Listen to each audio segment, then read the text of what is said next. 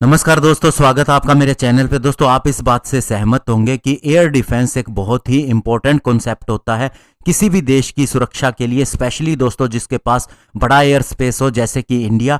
और साथ ही दोस्तों इसके लिए हमारे पास फुल कंट्रोल होना चाहिए और इससे न केवल हमें सुरक्षा मिलती है बल्कि पड़ोसी देशों की तुलना में अगर हमारे पास अच्छा सिस्टम है तो एक सुपीरियोरिटी भी मिलती है।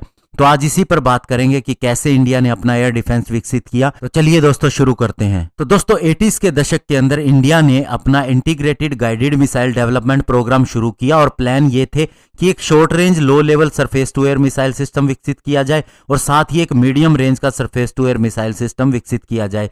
शॉर्ट रेंज का जो नाम था उसका नाम त्रिशूल था और मीडियम रेंज वाले का नाम आकाश था। तो कह सकते हैं कि त्रिशूल हमारा पहला indigenous short range surface to air missile system था जिसका अनगाइडेड मोड के अंदर टेस्ट 1985 के अंदर हुआ और उसके 5 साल बाद 1990 में आकाश मिसाइल सिस्टम का टेस्ट हुआ। लेकिन दोस्तों पहले इसकी शुरुआत जब हुई तो उस समय ये बहुत ही स्लो था।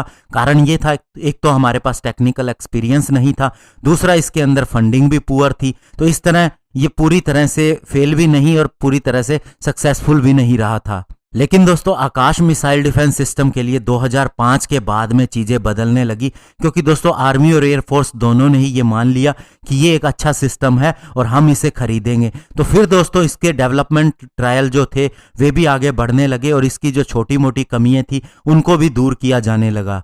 लेकिन दोस्तों त्रिशूल प्रोग्राम के लिए ऐसा नहीं रहा, इसके अंदर प्रॉब्लम आती रही काफी ज्यादा और दोस्तों इसीलिए इसे एक टेक्नोलॉजिकल डेमोन्स्ट्रेटर प्रोग्राम के अंदर कन्वर्ट कर दिया गया और 2008 के अंदर इसे बंद कर दिया गया।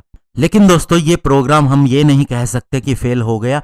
2 दशकों तक जो इसके ऊपर मेहनत की गई तो डीआरडीओ को बहुत सी टेक्निकल नो हाउ भी पता लग गई। इसके अलावा इस तरह के लिए काम के लिए जो हमें मैन पावर चाहिए थी वो भी डेवलप हो गई। कुल मिलाकर डीआरडीओ इतनी तैयार हो गई कि वह नया प्रोजेक्ट हासिल कर सकती थी और उसके ऊपर काम भी कॉन्फिडेंटली कर सकती थी। और उसके बाद में दोस्तों नंबर आया MRSAM यानी कि medium range surface to air missile system, जिसे इसराइल के साथ में मिलकर को डेवलप किया गया था। इसीलिए इसे Indo Israeli air defence system भी कहते हैं और ये आर्मी और एयरफोर्स के लिए बनाया गया था। इसकी रेंज 70 किलोमीटर थी। इसके अंदर डीआरडीओ ने अपना कॉन्फिडेंस और ज्यादा दिखाया क्योंकि काफी एक्सपीरियंस हो चुका था और इसकी टेस्टिंग 2015 के अंदर शुरू हुई थी। और उसके बाद डीआरडीओ ने quick reaction surface to air missile यानी QRSAM के ऊपर भी काम शुरू कर दिया। 2017 के अंदर इसे टेस्ट फायर किया गया। अभी दोस्तों इसके डेवलपमेंटल ट्रायल पूरे हो चुके हैं, केवल प्रोडक्शन का ऑर्डर मिलना बाकी है। और दोस्तों 2019 के अंदर आकाश मिसाइल सिस्टम का एक आकाश 1S वर्जन भी लॉन्च किया गया।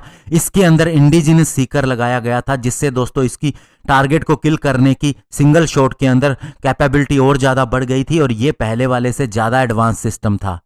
और दोस्तों अभी 2021 के अंदर हमने आकाश जो नई जनरेशन का एक medium range mobile surface to air defence system है जो कि इंप्रूव्ड रेंज के साथ में और मोबिलिटी के साथ में आया है, ये भी टेस्ट किया गया और इससे पूरे प्रोडक्शन कॉन्फ़िगरेशन के अंदर टेस्ट किया गया और ये अगले 2 सालों के अंदर प्रोडक्शन के लिए पूरी तरह से तैयार होगा। और इसी साल हमने दोस्तों हमारा जो VLSR-SAM यानी कि vertical launch short range surface to air missile system है उसके लॉन्च को भी देखा और ये भी दोस्तों जल्द ही तैयार हो जाएगा। और ये अस्त्रा मिसाइल जो कि दोस्तों एयर टू एयर मिसाइल है उसी के ऊपर आधारित है। हालांकि दोस्तों इसे नेवी के लिए बनाया गया है, इसके फ्रंट लाइन वारशिप के ऊपर डिप्लॉय करने के लिए और वारशिप से इसके 2022 के अंदर टेस्ट शुरू हो जाएंगे। लेकिन माना यह भी जा रहा है कि इंडियन एयरफोर्स भी ऐसा ट्रक माउंटेड सिस्टम चाहेगी और उसके टेस्ट भी 2022 से ही शुरू हो सकते हैं। और दोस्तों अगर हम बात करें फ्यूचर की तो अभी डीआरडीओ XR-SAM यानी extended range surface to air missile system के ऊपर काम कर रहा है। शुरुआत के अंदर इसकी रेंज 350 किलोमीटर होगी, यानी कि हम कह सकते हैं कि ये रशियन S-300 सिस्टम से ज्यादा बेहतर होगा और S-400 सिस्टम के जैसा ही होगा या उससे थोड़ा कम होगा और आने वाले समय में इसे भी क्रॉस कर जाएगा। और माना जा रहा है इसके टेस्ट इसी साल के अंत तक या फिर अगले साल की शुरुआत के अंदर हो सकते हैं। और इसके अलावा दोस्तों एक VSHORAD यानी कि very short range air defence system, ये दोस्तों एक तरह से कंधे से चलाया जाने वाली मिसाइल होगी जैसे कि हमारे पास रशिया से खरीदी गई Igla shoulder fired air defence system है और ये आर्मी और एयरफोर्स के लिए होगा। और मीडिया रिपोर्ट के हिसाब से माने तो इसके ऊपर भी काम चल रहा है और प्लानिंग ये भी बताई जाती है कि इससे हमारे वारशिप के ऊपर भी माउंट किया जाएगा।